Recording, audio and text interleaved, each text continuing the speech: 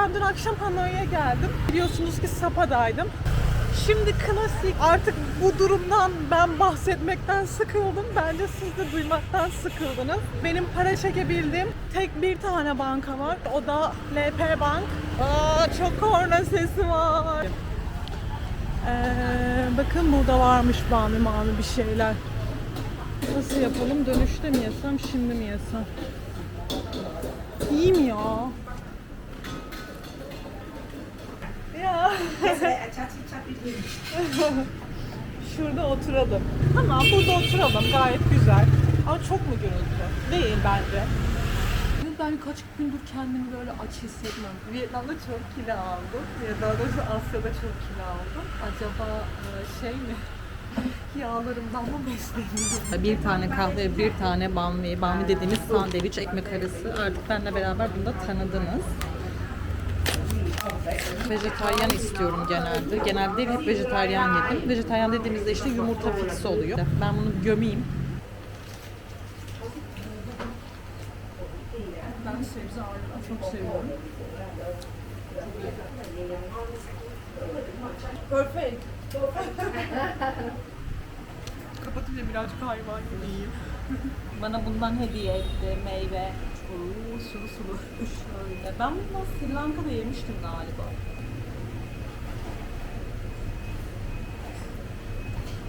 Tamam, bunu insan gibi yiyeceğim. Diğer asla ekleyemem. Nasıl rolleniyorum, nasıl şov yapıyorum. Kapatacağım karnımın hepsini laps diye yiyeceğim. Lychee. Lychee. Lychee. And this one snack food is tofu. Not tofu. Tofu. It's for you. I buy from myself. Bu bana mı? I eat for myself. Ya. Thank you. Şu an ne yediğimi bilmiyorum. Kendisi yiyordu, bana da verdi. Asya'da buz yemeyen tatlı su gezginleri, benim o sırada çata çutur buz yemem. Sıfır tat arkadaşlar. Bir şey yiyorum ama. Şöyle. Arkadaşlar şimdi hesabı ödeyeceğiz. Paramız da bitmiş. Şu 1000 dong. Şu bizim 1 milyon gibi. 1 TL. 2 TL gibi. 2000 dong. Şurada 200 bin. Böyle Ho Chi Minh'in fotoğrafı var. Şöyle yüzlük. Ho Chi Minh dayımız burada. Şöyle 2, 1. Hep böyle birlik ya. Çok sinir bozucu. 10'luk. 10 TL gibi düşünün. 10 bin dong. Ha şurada 20. Let's go. Thank you. Bye bye. Çok tatlı bir kadın. Şöyle çekeyim arkadaşlar. Şöyle bir sokaktan geliyorsunuz ve giriyorsunuz. Genelde şey diyorlar internetten baktığımda güney daha pahalı, kuzey daha ucuz falan diye. Yani bence öyle bir şey de yok diye düşünüyorum. Bu bir şehir efsanesi olabilir. Öleceğim galiba. Oy ömrüm ya. Aşkım niye kornaya basıyorsunuz bu kadar, ben anlamıyorum. Her yer kahveci, her yer 2 adımda bir. Bakın şöyle bisikletli taşıma araçları var. Ya buna şey diyorlar, binince kötü hissediyorum kendimi. İşte farklı ülkelerde de var sanırım, Hindistan'da falan da var galiba. Daha doğrusu gezginler böyle binince kendini kötü hissediyor. İşte ay yazık falan filan moduna giriyorlar da ben öyle düşünmüyorum yani, konunun birazcık daha farklı noktasından bakıyorum. Ya şimdi o adam para kazanmaya çalışıyor. Kendince bir yöntem geliştirmiş. Bisikletle evet birazcık ilkel bir yöntem. Hani şöyle bir düşününce ay insanlara yazık falan diyorsunuz ama o insan para kazanmaya çalışıyor ve böyle bir yöntem geliştirmiş ülkesinde. Ay binmemeliyiz, ay şöyle, ay böyle demektense kısa mesafe falan binilebilir ve hani o insana destekte bulunabiliriz diye düşünüyorum. Bilmiyorum, siz ne düşünüyorsunuz? Yani ben bu açıdan bakıyorum açıkçası. Bana çok şey gelmiyor yani, absürt ya da olmaması gereken bir durum gibi değil de yani destekte bulunabileceğimiz bir nokta gibi geliyor. Tabii suyunu çıkartmamak lazım öyle çantalarla falan böyle. Sizce Benim her şeyi yorumlara çekmem. Yorum atmıyorsunuz çünkü. İzleyip geçiyorsunuz. Bakıyorum istatistiklerime. Gayet iyi yani. Bendeki bu rahatlık. Bir tane araba, 3 tane motor geçiyor. Şey yapılabilir. Yorum yapılabilir arkadaşlar lütfen. Az çok demeyelim. Dedeye sahip çıkalım. Dedeye sahip çıkarım. Oy oy oy oy. Nasıl kornaya basıyorlar. Bakın şöyle free su alabileceğiniz noktalar varmış. Vallahi abla kim bilmiyorum ama odak şu anda kadında. 2 tane adam, bir tane kadın var. Editlerken yazarım bunlara. Odak kadında. Evet, yolumuza devam. Şurada bir tane gölümüz var. Hohohankem diye bir göl var.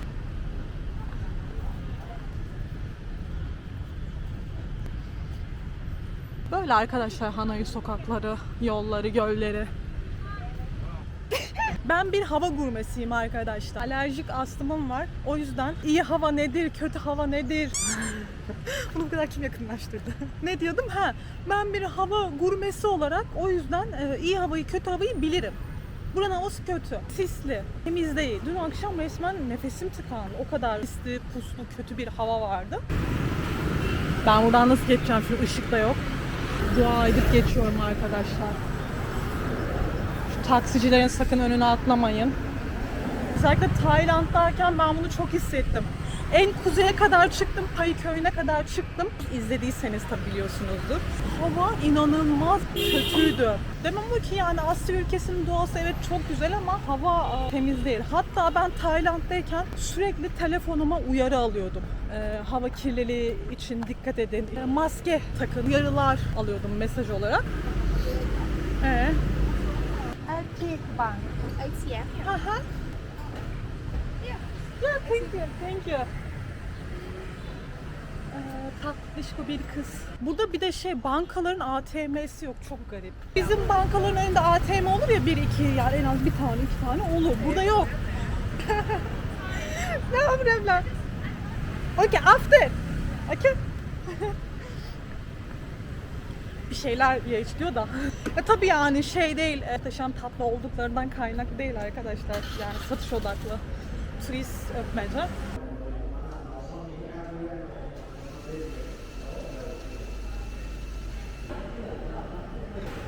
Woody money chain money. Here money chain. You have a kind money. You want money chain. Arkadaşlar çektim parayı. Şöyle. Adam salça oldu da çok muhatap olmak istemedim. Şöyle 500 çekebildim yine. 100, 200, 300, 400 ve 500. Şunlar 50'lik. Şunlar 100'lük. Böyle belki inanmayanınız vardır. Çünkü çok fazla dile getirdim para konusunu. Buradan bir an önce gitmem lazım. Adam salça oluyor bana. Şöyle bir yoldan karşıdan karşıya geçmeye çalışacağım. Hadi bakalım, tek yön mü? Tek yön.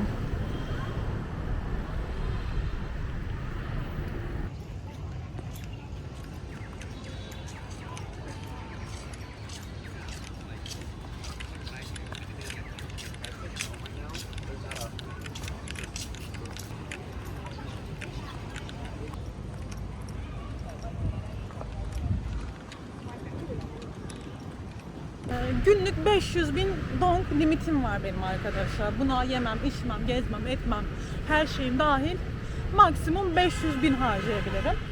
Kart geçen yerlerde kart kullanmaya çalışıyorum, nakitimi harcamamaya çalışıyorum. Genelde %3, %6, %10'lara kadar komisyon ödediğim yerler oldu. Böyle param çok fazla eridi tabii ki de. Şöyle, her yerde kahveciler var. Şöyle zincir noktalarından alırsanız birazcık daha uygun. 25-30'lardan başlıyor kahveler falanlar.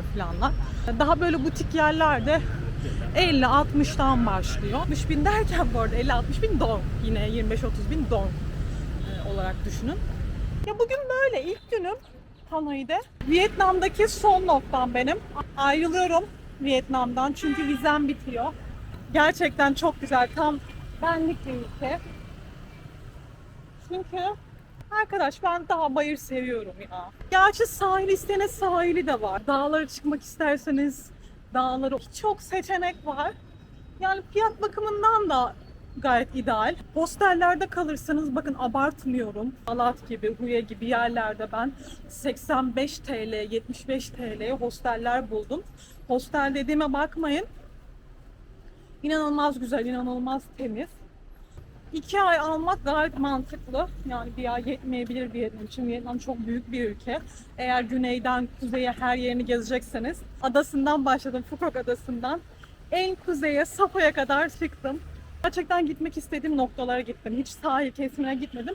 Hep böyle daha az turistik olan, daha böyle dağlarda, bayırlarda gezdim. Ben doğayı sevdiğim için bu şekilde gezdim. Halkına gelecek olursak, belki bu söylemlerimden hoşlanmayan insanlar da çıkabilir. Şey de savunan çok fazla, işte bir ülkeye gidiyorsanız orayı kötülemeyin falan. Bu kötülemek değil, olanı olduğu gibi söylemek. Ben halkından çok haz etmedim. Böyle belki 50-50 diyebilirim. Özellikle esnaf. Çok benim alışkın olduğum karakterde değiller. Yani böyle bir tık suratsızlar, kabalar. Ciddi anlamda kabadır. Kabalık değil, taciz niteliğinde hareketleri var. Bunlar onlar için, bu hareketler onlar için normal olabilir bilmiyorum. Ama benim için asla değil. Şöyle yaşadığım birkaç olayı size anlatmam gerekirse, bir hostelde ya saçma sapan sebeplerden dolayı böyle hostel sahibi kadın, yaşlı bir kadındı. Çok ters, aksi bir kadındı. Neyse, bu aksi kadın mutfağı kullanmama izin vermedi. Öncesinde izin almama rağmen. Beni şey yaparak böyle bayağı tartaklayarak demeyeyim de. Beni nasıl desem, şöyle parmağıyla sırtımdan böyle hafiften böyle baskı uygularak çıkmam gerektiğini söyledi. Ben tabii ki de itiraz etmeden çıktım. Zaten izin vermese girmezdim. Yataklı otobüs çok fazla kullandım. Muavinler çok kaba. Şöyle bir şey geldi yine başıma. Biletimi aldım, garda bekliyorum. Sonrasında bu mesaj geldi. Otobüs gara girmeyecek. Garın karşısındaki kafede bekleyin lütfen diye. Okey dedim, sorun yok. Karşıya geçtim, bekliyorum. Sonra otobüs geldi, durdu. Acele acele bana böyle bağıra bağıra hızlı ol, acele et gibi şeyler söylüyordu. Bilmiyorum, Vietnamca konuşuyordu. Böyle merdivenlerden çıkmaya çalıştım otobüsten. Adam yine sırtımdan şöyle itmeye, daha kuvvetli itti, abartı bir şekilde itti. Ben tabii sesimi çıkarttım o sırada. Ne yapıyorsun falan böyle. Temas var bir kere hocam, yani ne mana hani tartaklıyorsun beni resmen. Böyle şeyler yaşadım. Örnekleri çoğaltabilirim bu arada. Çok uzatmayayım diye 2 tanesini anlattım. Sevecen tipler değil. Hani şey, gittiği ülkeleri yeriyor, kötülüyor tarzında yaklaşanlar olacaktır belki de, bilmiyorum. Yani bu şey değil, ülkeyi kötülemek değil. Ben ülkeye aşık oldum gerçekten. İnsanlar da böyle 50-50 olarak yorumluyorum. Yani şey, tavır, davranış, iyi niyet vesaire gibisinden. Benim için, benim gözümde böyle. Olanı olduğu gibi aktarmaya çalışıyorum. Ben burada belgesel çekmiyorum, bir şeyler anlatmıyorum. Tarihi yapıları anlatmıyorum. Burada birlikte geziyoruz ve olanı olduğu gibi anlatıyorum. Fiyat, performans bakımından bir şeyler anlatmaya çalışıyorum. Şöyle siz yolları izlerken ben de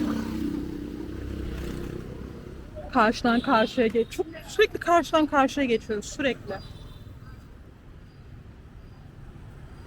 Neyse, burada kırmızı ışık varmış, sarı yandı. Bakalım kırmızıda geçecek miyiz? Kırmızıda bize, bakın. Kırmızıda biri motor geçti. Geçiyorlar ya, çok böyle kırmızıdır, yeşildir dinlemiyorlar. Birazcık ileride solda bir pazar gözüküyor. Bu arada ismi, burada çantalar var. İkinci el gibi. İsmi de Hanta Market, şöyle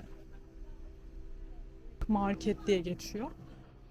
Böyle çok verimli değil içerisi. Bolca kıyafet, ikinci el gibi duruyor ama sıfır gibi çok durmuyorlar.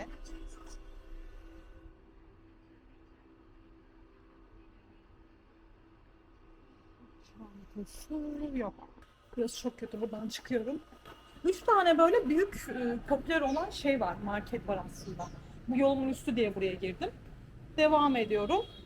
İşte herkesin gittiği bu Dong Quan Market ve Chodam Dong Quan Market diye bir yer var. Yanlış okuyor olabilirim.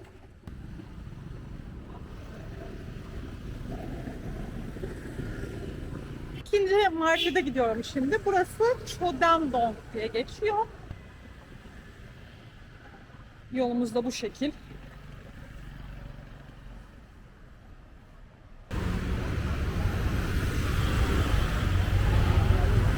Yani yollar böyle çok keyifli değil. Motorlar her yerde.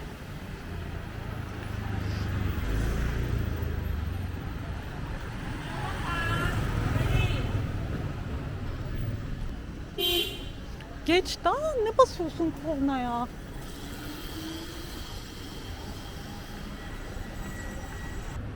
Yol üstünde böyle bir sürü çiçekçiler var.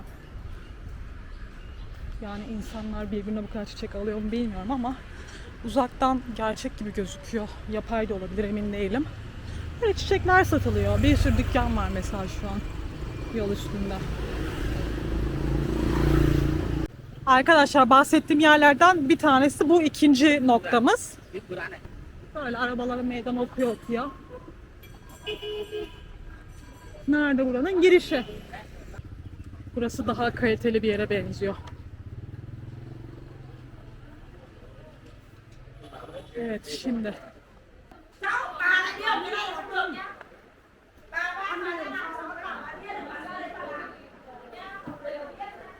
Sorry. Thank you.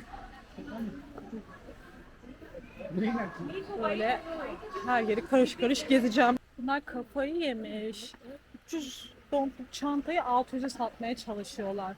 Nereden girdim, nereden çıktım çok kafam karıştı. Ah.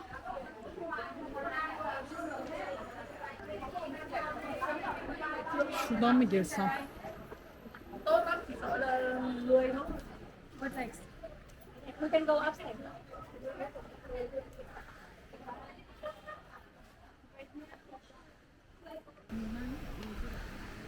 İşte ben buradan çıkıyorum, beğenmedim. İstediğim çantadan bulamadım. Bulduklarım da pahalı geldi açıkçası. 2-3 katını gösteriyorlar, söylüyorlar. Bir de fiyat söylemiyorlar, anlamıyorum. Hemen satma odaklılar, fiyat vermiyorlar. Daha doğrusu benim sorduklarım fiyat vermedi. Ya direkt satış odaklılar yani. Fiyat soruyorum, çantayı direkt indirmeye, satmaya çalışıyor. Hani fiyatı söylemiyor. 2 saat hesap makinesine gireceği tutarı yazmaya çalışıyor falan. Bayağı düşündü adam. 300 dedi en son. Kabul etmedim. Üçüncü markete doğru gidiyorum. Üçüncü market de yolun hemen sonunda. Solda kalıyor.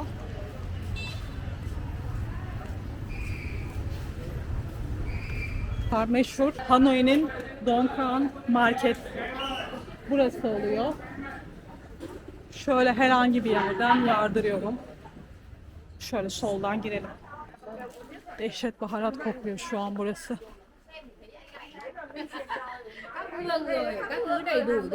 Burası yiyecek sanırım, evet. Full baharat.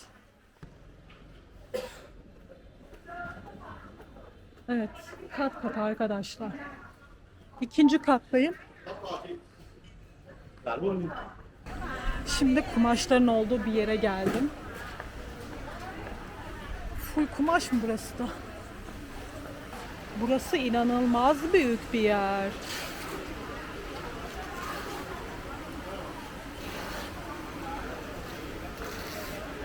Şurada yürüyen merdivenler var. Ya o kadar karışık kuruşuk bir yer ki.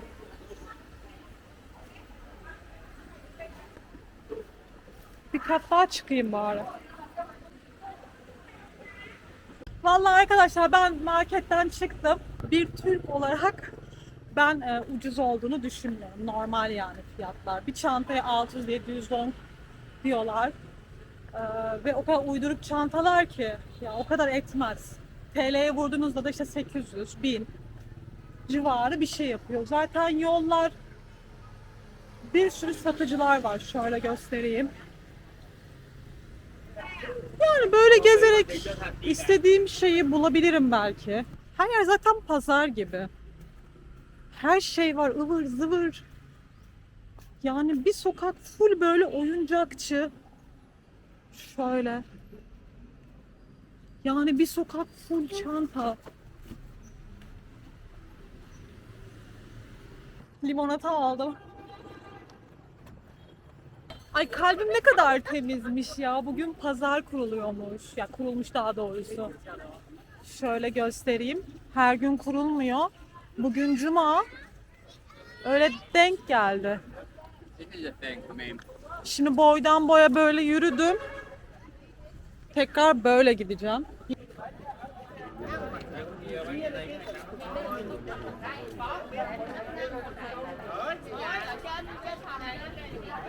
Sorry.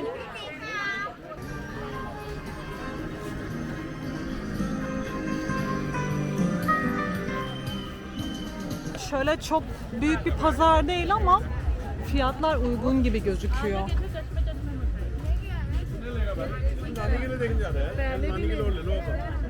Şöyle pantolonlar falan 100'müş.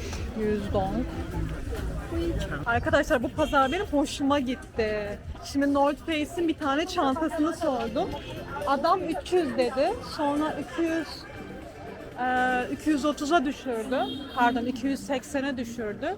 Neyse sonra 280'e düşürdü dedim benim için çok pahalı. 250 yapar mısın? 250 bin donga anlaştık. Sokakta bana 600-700 diyorlardı çantalara.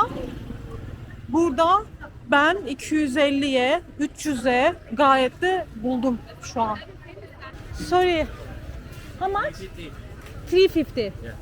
Bir tane sırt çantası, bir tane de bel çantası alacağım. Bu hazırlık yeni yoluma. Oh, yağmur geliyor arkadaşlar. Şimdi herkes heyecanlı kapatmaya çalışıyor.